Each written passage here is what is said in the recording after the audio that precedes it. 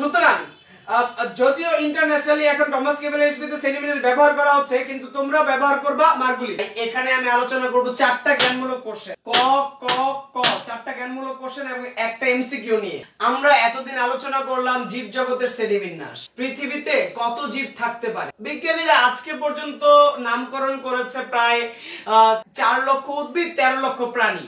এগুলো বিজ্ঞানীরা এখনো শিওর যে এগুলা শেষ নয়, পৃথিবীতে আরো অনেক এমন জীব আছে যেগুলোকে খুঁজে পাওয়া যাচ্ছে না। হয়তো ভবিষ্যতে এমন অবস্থা দাঁড়াবে যে এগুলোর সংখ্যা যদি গুণে শেষ করা যায় তাহলে সংখ্যা দাঁড়াবে প্রায় 1 কোটি। এত জীবের বৈশিষ্ট্যতা আমাদের জানা লাগবে। প্রথমে বিজ্ঞানী ক্যারোলাস লিনিয়াস বলল জীব হবে 2 ধরনের, উদ্ভিদ প্রাণী। বিজ্ঞানী হুইটেকার বলছে মিথ্যা কথা, জীব হবে 5 ধরনের, মোনেরা, প্রোটিস্টা, ফাঞ্জাই, প্ল্যান্টি, অ্যানিমেলিয়া।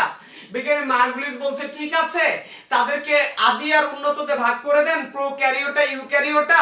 বিজ্ঞানী টমাস ক্যাভেলের স্মিথ এসে বলছে আবার সবই ঠিক ছিল, শুধুমাত্র প্রোটিস্টার মধ্যে ক্ষুদ্রতম উদ্ভিদের প্রাণী 2টাকে আলাদা করে দিতে হবে, আর মোনেরার নামটা একটু চেঞ্জ করে দিলে বিজ্ঞানী টমাস ক্যাভেলের স্মিথ খুশি হয়ে গেল, তাহলে তো সবই ঠিক আছে। কিন্তু এই যে কষ্ট, এই যে বিজ্ঞানীদের সংগ্রাম কেন করছে, এই কষ্ট কেন করছে, এই সংগ্রাম কেন জীবজগৎকে শ্রেণীবিন্যাস করা লাগবে, সেটাই আমরা জানবো। জীবজগৎকে শ্রেণীবিন্যাস করার লক্ষ্য কি? জ্ঞানমূলকে অসংখ্যবার মণিপুর স্কুলে আসে, বোর্ডে অসংখ্যবার আসে যে শ্রেণীবিন্যাস করার লক্ষ্য কি। শ্রেণীবিন্যাস করার লক্ষ্য একটাই, একটা উদ্দেশ্যে বিজ্ঞানীরা এত কষ্ট করছে। বিজ্ঞানী ক্যারোলাস লিনিয়াস কষ্ট করলো, তার পথে হাঁটলো হুইটেকার, তার পেছনে মার্গুলিস, তার পেছনে টমাস ক্যাভেলের স্মিথ।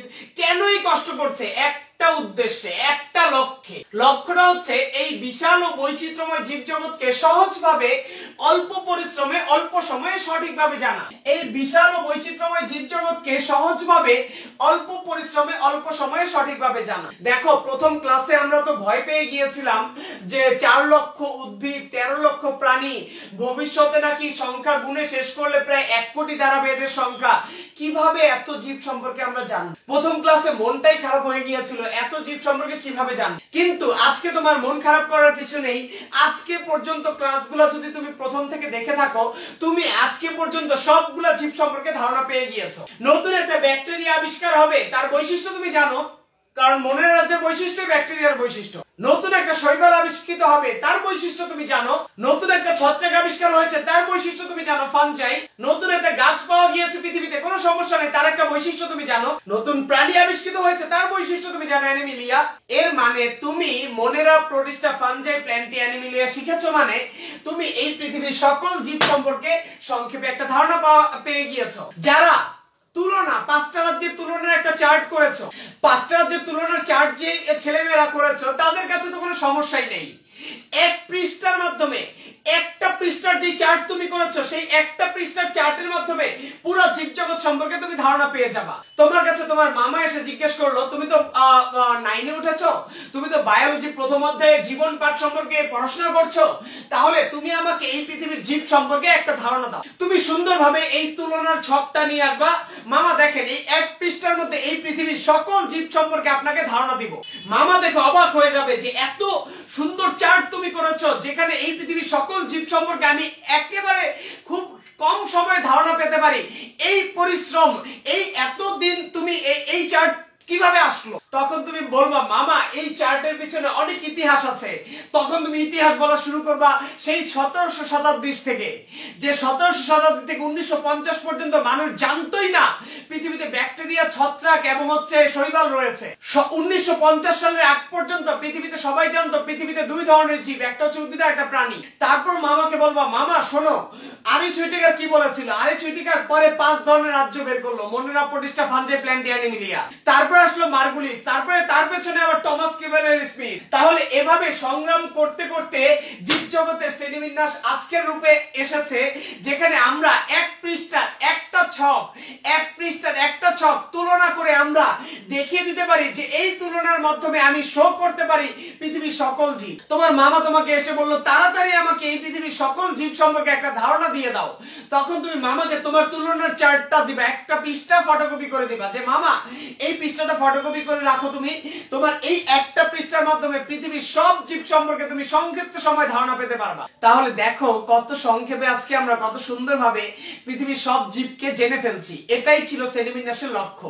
তাহলে শ্রেণীবিন্যাস শ্রেণীবিন্যাসের লক্ষ্য মূলত একটাই, শ্রেণীবিন্যাসের লক্ষ্য মূলত একটাই, শ্রেণীবিন্যাসের লক্ষ্য মূলত একটাই, তা হচ্ছে এই বিশাল ও বৈচিত্র্যময় জীবজগৎকে, এই বিশাল ও বৈচিত্র্যময় জীবজগৎকে সহজভাবে অল্প পরিশ্রমে অল্প সময়ে জেনে যেতে পারি। তখন তুমি মামাকে বলবা, মামা এই যে এই বিশাল ও বৈচিত্র্যময় জীবজগৎকে তুমি সহজভাবে অল্প পরিশ্রমে অল্প সময়ে 5 মিনিটে তুমি হচ্ছে এই পৃথিবীর সব জীব সম্পর্কে ধারণা পেয়ে গেলা। এইটাই ছিল শ্রেণীবিন্যাসের লক্ষ্য। এর জন্য বিজ্ঞানীরা এই সংগ্রাম করছিল। তাহলে শ্রেণীবিন্যাসের লক্ষ্য আজকে তুমি বুঝে গিয়েছো। এই বিশাল ও বৈচিত্র্যময় জীবজগৎকে খুব সহজে অল্প পরিশ্রমে অল্প সময়ে আমরা সঠিকভাবে জানতে চাই। তারপরে শ্রেণীবিন্যাসের সংজ্ঞা বইতে যেভাবে আছে সেটাকেই আমি একটু মডিফাই করে লিখেছি। আমি তোমাদেরকে আজকে আরেকটা কথা গুরুত্ব দিয়ে বলতে চাই। আমি তোমাদেরকে বারবার কিছু কথা বলছি যে কিভাবে বায়োলজিতেও অঙ্কের মতো মার্কস পাওয়া যায়। বায়োলজিতে 100তে 100 পাওয়া যায় এমন অনেক স্টুডেন্ট আমার আছে যারা অঙ্কে 100 পায়নি কিন্তু বায়োলজিতে ঠিকই 100 পেয়েছে। সুতরাং এমন উদাহরণ তোমরাও হতে পারো।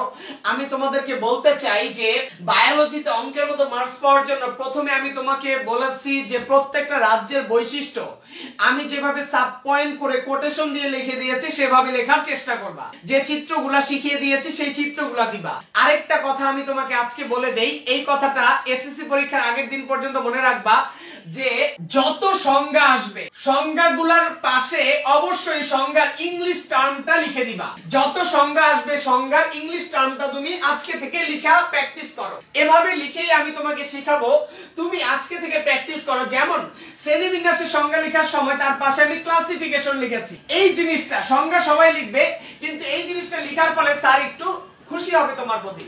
তুমি কোশ্চেন করতে পারো, স্যার আমি এই সংজ্ঞা লিখলে ইংলিশ লিখলেও একে 1 পাবো, না লিখলেও একে 1 পাবো। ঠিক আছে, জ্ঞানগুলোকে তুমি 1 পেলা, কিন্তু যে ইংলিশটা দিয়েছে স্যার তার প্রতি একটু খুশি হবে। এই খুশির কারণে সে গ ঘতে যেখানে স্যার তাকে 3-4 দিত না সেখানেও স্যার তাকে 3-4 দিতে বাধ্য হবে, কারণ স্যার প্রথমেই তার প্রতি খুশি হয়েছে। দেখা যায় স্যার যেই বাচ্চাটার উপর খুশি, যাকে স্যার পছন্দ করে, যেই স্টুডেন্ট সব সময় ভালো, ও মাঝে মধ্যে একটু দুষ্টুমি করলেও স্যার ওকে কিছু বলছে না। তার কারণ কি, স্যার জানেও ভালো ও একটু দুষ্টুমি করুক না। স্যার যদি প্রথমে জ্ঞানমূলক প্রশ্নে তোমার প্রতি হচ্ছে খুশি হয়ে যায়, গ ঘতে তুমি যদি একটু কমও লেখো তোমাকে ছেড়ে দিবে। সুতরাং আমি আজকে থেকে একটা নতুন কথা বলে দিচ্ছি, সকল জ্ঞানমূলক প্রশ্নে অবশ্যই ইংলিশ দিবা। আজকে থেকে এই প্র্যাকটিসটা তুমি শুরু করো, অ্যাটলিস্ট আমার বায়োলজির ক্ষেত্রে। তাহলে সংজ্ঞাটা দেখো, শ্রেণীবিন্যাসের সংজ্ঞা কি বলছি। এই বিশাল ও বৈচিত্র্যময় জীবজগৎকে, এই বিশাল ও বৈচিত্র্যময় জীবজগৎকে সহজভাবে জানতে চাই অল্প পরিশ্রমে অল্প সময়।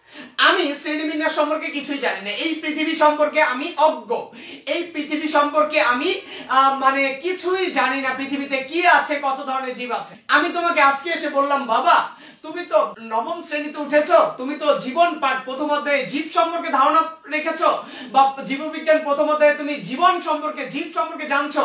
আমাকে একটু বলতে পারো পৃথিবীতে কত ধরনের জীব, কি কি বৈশিষ্ট্য থাকতে পারে? তখন তুমি যেই তুলনার চার্টটা গত ক্লাস জুড়ে করছো তুমি সেটা আমাকে ধরিয়ে দিবা। স্যার নেন এই তুলনার চার্টটা আপনি দেখেন, এই তুলনার চার্টটা আপনি যদি পড়তে পারেন তাহলে আপনি জেনে যাবেন এই পৃথিবীতে কি কি জীব আছে। আমি দেখে অবাক হয়ে যাব যে এই অল্প পরিশ্রমে অল্প সময়ে আমি জেনে গেলাম পৃথিবীর সকল জীব সম্পর্কে। তাহলে এই বিশাল ও বৈচিত্র্যময় জীবজগৎকে অল্প পরিশ্রমে অল্প সময়ে সঠিকভাবে জানবো, সঠিকভাবে জানা, বোঝা এবং শেখার সুবিধার জন্য। শুধু জানলেই হবে না, জেনে বুঝতে হবে। যেমন আমরা এই পর্যন্ত যত ক্লাস করেছি সবগুলো সম্পর্কে জেনেছি এবং সেগুলো বোঝার চেষ্টা করেছি। এবং যারা তুলনার চার্টটা শুধু করেছো তারা শুধু চার্ট করলে হবে না, সেটা মুখস্থ করতে হবে। কারণ এই চার্টটা জানা, বোঝা এবং শিখতে হবে। 3টা জিনিস, জানা, বোঝা, শেখার সুবিধার জন্য। কেন শিখবা তুমি? ভবিষ্যতে নতুন একটা জীব পেয়েছো, তুমি মণিপুর স্কুলে হঠাৎ করে গিয়েছো, যাওয়ার পরে দেখলে নতুন একটা জীব। এটা কি ছত্রাক, না এটা উদ্ভিদ, নাকি এটা শৈবাল? এটা তুমি বের করতে পারবা বাকি বৈশিষ্ট্যগুলো দিয়ে। তাহলে জানা, বোঝা এবং হচ্ছে শেখার সুবিধার জন্য এই পৃথিবীর অসংখ্য জীবকে সুষ্ঠুভাবে বিন্যাস করব বা সাজাবো। সুষ্ঠুভাবে বিন্যাস করা বা সাজানোর প্রক্রিয়াকে বলে শ্রেণীবিন্যাস। আমরা কত সুন্দরভাবে বিন্যাস করেছি। মনের মধ্যে রেখেছি ব্যাকটেরিয়া, প্রোটিস্টার মধ্যে রেখেছি অ্যামিবা শৈবাল, ফাঞ্জায় রেখেছি ছত্রাক, প্ল্যান্টিতে উদ্ভিদ, অ্যানিমেলিয়াতে প্রাণী। সুষ্ঠুভাবে আমরা বিন্যাস করেছি, সাজিয়েছি। কিছু বিজ্ঞানীদের ভুল ত্রুটি ছিল, সেগুলো পরের বিজ্ঞানীরা দূর করেছে। তাহলে এই বিশাল ও বৈচিত্র্যময় এই সংজ্ঞাটা তুমি যদি এভাবে উপস্থাপন করো, তুমি খুঁজে দেখো বইতে, বইয়ের লাইনগুলোই আমি এখানে দিয়েছি, কিন্তু সংজ্ঞাটাকে বইয়ের 2-3টা লাইনকে মিলিয়ে উপস্থাপন করেছি। এভাবে তুমি সংজ্ঞাটা লিখলে স্যার তোমার প্রতি অত্যন্ত খুশি হবে, যার কারণে তুমি অনেক ভালো মার্কস পরীক্ষা পাবা ইনশাআল্লাহ। আমি বলতে চাই শ্রেণীবিন্যাসের সংজ্ঞা এই বিশাল ও বৈচিত্র্যময় জীবজগৎকে সহজভাবে, অল্প পরিশ্রমে এবং অল্প সময়ে সঠিকভাবে জানা, বোঝা, শেখার সুবিধার জন্য এই পৃথিবীর অসংখ্য জীবকে সুষ্ঠুভাবে বিন্যাস করা বা সাজানোর প্রক্রিয়াকে শ্রেণীবিন্যাস বা ক্লাসিফিকেশন বলে। মনোযোগ দিয়ে খেয়াল করবেন। এখন জীবজগৎকে এই স্বাভাবিক নিয়মে শ্রেণীবিন্যাস করার প্রয়োজনীয়তা অনেক আগে থেকে বিজ্ঞানীরা অনুভব করেছিল। জীবজগৎকে শ্রেণীবিন্যাস করার প্রয়োজনীয়তা অনেক আগে থেকে বিজ্ঞানীরা অনুভব করেছিল। কোন বিজ্ঞানীরা সবার আগে এই শ্রেণীবিন্যাস করার প্রয়োজনীয়তা অনুভব করেছিল? প্রকৃতি বিজ্ঞানী, নাকি হচ্ছে পদার্থ বিজ্ঞানী, নাকি রসায়ন বিজ্ঞানী, নাকি জীববিজ্ঞানীরা? তাহলে জীবজগৎকে স্বাভাবিক নিয়মে শ্রেণীবিন্যাস করার প্রয়োজনীয়তা অনেক আগে থেকে অনুভব করেছিল প্রকৃতি বিজ্ঞানীগণ। সেই প্রকৃতি বিজ্ঞানীর নাম তুমি আজকে বলতে পারো, সেই প্রকৃতি বিজ্ঞানীর নাম হচ্ছে বিজ্ঞানী ক্যারোলাস লিনিয়াস। তাহলে আমি তোমাকে বলে দিতে চাই যে শ্রেণীবিন্যাস করার প্রয়োজনীয়তা অনেক আগে থেকে অনুভব করেছিল প্রকৃতি বিজ্ঞানীরা। সেই প্রকৃতি বিজ্ঞানীর নাম হচ্ছে ক্যারোলাস লিনিয়াস, যিনি সবার প্রথমে শ্রেণীবিন্যাস করার প্রয়োজনীয়তা অনুভব করেছিল। এটা একটা গুরুত্বপূর্ণ এমসিকিউ পরীক্ষায় আসে যে জীবজগৎকে স্বাভাবিক নিয়মে সাজানোর বা শ্রেণীবিন্যাস করার প্রয়োজনীয়তা কারা প্রথম অনুভব করেছিল? প্রকৃতি বিজ্ঞানীরা। জীবজগৎকে শ্রেণীবিন্যাস করার জন্য এত সংগ্রাম যেহেতু চলছে, তখন জীববিজ্ঞানে শ্রেণীবিন্যাস করার জন্য একটা আলাদা স্বতন্ত্র একটা সাবজেক্ট বা শাখা খুলে দেওয়া হয়। বায়োলজির মধ্যে নতুন একটা সাইট বা নতুন একটা মানে সাবজেক্ট খুলে দেওয়া হয়। তোমরা বায়োলজির উপর যখন অনার্স মাস্টার্স করবা, বায়োলজির মধ্যে দেখবে আরো কত সাবজেক্ট। তখন বায়োলজির মধ্যে নতুন একটা সাবজেক্ট যুক্ত করা হলো শ্রেণীবিন্যাস বিদ্যা বা ট্যাক্সোনমি। শ্রেণীবিন্যাস বিদ্যা বা ট্যাক্সোনমি, দেখো শ্রেণীবিন্যাস বিদ্যার ইংরেজি আমি দিয়েছি ট্যাক্সোনমি। তাহলে জীবজগৎকে শ্রেণীবিন্যাস করার প্রয়োজনের তাগিদে জীববিজ্ঞানের যে স্বতন্ত্র শাখা, একটা স্বতন্ত্র শাখা গড়ে উঠেছে যাকে বলা হচ্ছে শ্রেণীবিন্যাস বিদ্যা বা ট্যাক্সোনমি। তাহলে জীবজগৎকে শ্রেণীবিন্যাস করার প্রয়োজনীয়তার তাগিদে জীববিজ্ঞানের একটা স্বতন্ত্র শাখা গড়ে উঠেছে যাকে বলা হয় ট্যাক্সোনমি বা শ্রেণীবিন্যাস বিদ্যা। আজকে পর্যন্ত যতগুলা ক্লাস নিয়েছে, আজকে পর্যন্ত ক্লাসে তোমাদের কারো কোনো কোশ্চেন থাকলে বলতে পারো, এখান থেকে কোনো প্রশ্ন থাকলে সেটাও বলতে পারো, বা জীবজগতের শ্রেণীবিন্যাসে Monera, Protista, Fungi, Plantae, Animalia, Margulis, Whittaker, Carolus Linnaeus, Thomas Cavalier Smith, যে কোনো প্রশ্ন থাকলে আমাকে কমেন্টস করে জানাতে পারো। কারো কোনো প্রশ্ন না থাকলে আমি এই অংশটা আরেকবার রিপিট করব। লাইভে যারা আছো তোমাদের আজকের ক্লাস পর্যন্ত যে কোনো প্রশ্ন থাকলে কমেন্টসে জানাতে পারো। দেখা যাচ্ছে মোহাম্মদ মিজানের কোনো প্রশ্ন নাই, ফারহান আফরোজ কোনো প্রশ্ন নাই, অর্পিতা আফরোজ প্রশ্ন নাই, তাজরিয়ানা তন্দ্রা প্রশ্ন নাই, শামসুন নাহার কোনো প্রশ্ন নাই। তাহলে আশা করছি তোমরা এই অংশটুকু পর্যন্ত ক্লিয়ার হয়েছে, এবং আমি সবাইকে অনুরোধ জানাবো সবাই সুন্দরভাবে এই অংশ পর্যন্ত পড়ে ফেলবা। আমি এখানে যেটা বলেছিলাম যে আমি এখানে 3টা সংজ্ঞা এবং একটা নৈবিত্তিক নিয়ে আলোচনা করছিলাম। 3টা সংজ্ঞা এবং একটা নৈবিত্তিক আমি আরেকবার একটু বলে দিয়ে যাই, মনোযোগ দিয়ে খেয়াল করো যে শ্রেণীবিন্যাসের লক্ষ্য কি। শ্রেণীবিন্যাসের লক্ষ্য হচ্ছে এই বিশাল ও বৈচিত্র্যময় জীবজগৎকে সহজভাবে, অল্প পরিশ্রমে, অল্প সময়ে সঠিকভাবে আমরা জানতে চাই। এখানে মোহনী প্রশ্ন করেছে যে মানুষ বা হিউম্যান কি বহুকোষী এবং উন্নত প্রাণী কিনা? মানুষ হচ্ছে এই পৃথিবীর সবচেয়ে উন্নত প্রাণী এবং বহুকোষী প্রাণী। মানুষ শুধু বহুকোষী না, লক্ষ কোটি, মিলিয়ন, বিলিয়নও না, ট্রিলিয়ন কোষ আছে মানুষের দেহে, আমি বলেছিলাম। আর দিলরুবা আক্তার বলছে মার্গুলিস কি প্রকৃতি বিজ্ঞানী ছিল কিনা? না, মার্গুলিস একজন ডাক্তার ছিল। মার্গুলিস কোনো প্রকৃতি বিজ্ঞানী ছিল না, মার্গুলিস ছিল একজন ডাক্তার। আচ্ছা, তাহলে আমি এখানে যে সংজ্ঞা, 3টা সংজ্ঞা, একটা নৈবিত্তিক নিয়ে আলোচনা করেছিলাম, সেটা আরেকবার রিপিট করে দেই যেহেতু কারো কোনো প্রশ্ন নাই। তাহলে মনোযোগ দিয়ে খেয়াল করো। শ্রেণীবিন্যাসের লক্ষ্য হচ্ছে এই বিশাল ও বৈচিত্র্যময় জীবজগৎকে সহজে, একদম সিম্পল ভাবে, সহজে, অল্প পরিশ্রমে, অল্প সময়ে জেনে যাব। শ্রেণীবিন্যাসের লক্ষ্য পরীক্ষায় আসলে বানিয়ে লিখলে নাম্বার পাবা না, যেভাবে আছে সেভাবে লিখতে হবে, একটা ওয়ার্ডও এদিক সেদিক করা যাবে না। তুমি যদি লেখো শ্রেণীবিন্যাসের লক্ষ্য হচ্ছে সহজে, অল্প পরিশ্রমে এবং অল্প সময়ে এই বিশাল ও বৈচিত্র্যময় জীবজগৎকে সঠিকভাবে জানা, উল্টায় দিছো, এভাবে বলেছো সহজভাবে, অল্প পরিশ্রমে এবং অল্প সময়ে এই বিশাল ও বৈচিত্র্যময় জীবজগৎকে সঠিকভাবে জানা, জিরো বাবা।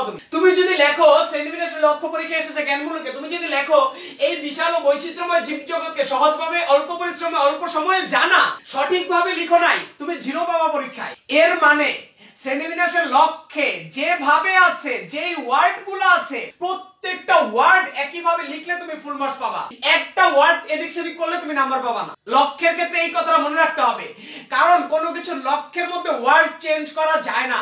আমি আবার বলছি, সেন্টিমিনাসের লক্ষ্য হচ্ছে একটাই, তা হচ্ছে এই বিশাল ও বৈচিত্র্যময় জীবজগৎকে সহজভাবে, অল্প পরিশ্রমে এবং অল্প সময়ে সঠিকভাবে জানা। মৌলিক প্রশ্ন করছে, মানুষকে কি বহুকোষী জীব বলা যাবে কিনা?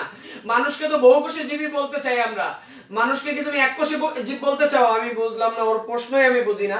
মানুষকে বহুকোষী জীব বলা যায় কিনা? মানুষ তো বহুকোষী জীবই, মানুষকে বহুকোষী জীব বহুকোষী বলবো না কেন? আচ্ছা যাই হোক, আর সেন্টিমিনাসের লক্ষ্য মূলত একটাই, তা হচ্ছে এই বিশাল ও বৈচিত্র্যময় জীবজগৎকে সহজভাবে, অল্প পরিশ্রমে, অল্প সময়ে সঠিকভাবে জানা।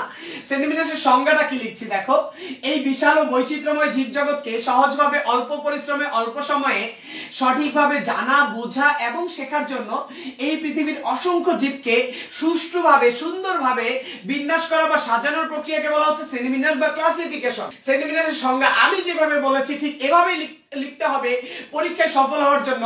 এভাবে লিখলেই পরীক্ষায় সফল হবে ইনশাআল্লাহ। এখানে মনোযোগ দাও।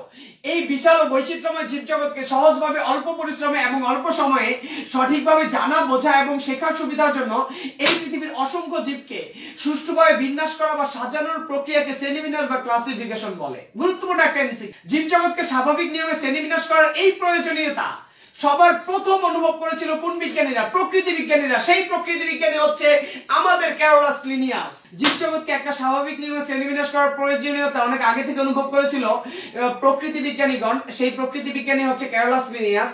এখন সেন্টিমিনাস নিয়ে এত সংগ্রাম, সেন্টিমিনাস নিয়ে এত যুদ্ধ, তাই বায়োলজিতে সেন্টিমিনাস করার জন্য আলাদা একটা সাবজেক্ট খুলে দেওয়া হলো। দেখা গিয়েছে মেডিকেলে এখন করোনা ভাইরাসের কারণে এত হচ্ছে, যুদ্ধ হচ্ছে, এজন্য করোনা ভাইরাসের জন্য আলাদা ইউনিট খুলে দিয়েছে। যেমন ডায়াবেটিস, তারপরে হচ্ছে হাই প্রেসার, তারপরে হচ্ছে কিডনি, প্রত্যেকটা সাইড যেরকম আলাদা আলাদা।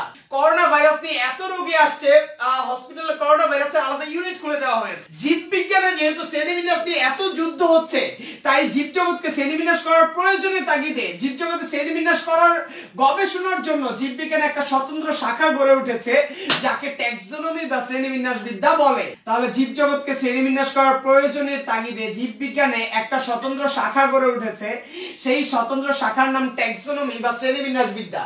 জীবজগৎকে শ্রেণীবিন্যাস করার জন্য, সাজানোর প্রয়োজনের তাগিদে জীববিজ্ঞানে একটি স্বতন্ত্র শাখা গড়ে উঠেছে, যাকে ট্যাক্সোনমি বা শ্রেণীবিন্যাস বিদ্যা বলে। আজকের আলোচনা এতটুকুই থাকবে। এই সংজ্ঞাগুলো সবগুলো ভালো করে মুখস্থ করে নোট খাতায় তুলে ফেলবেন। তাহলে আমি আজকের মতো বিদায় নিচ্ছি। সবাইকে আসসালামু আলাইকুম ওয়া রাহমাতুল্লাহি ওয়া বারাকাতুহু।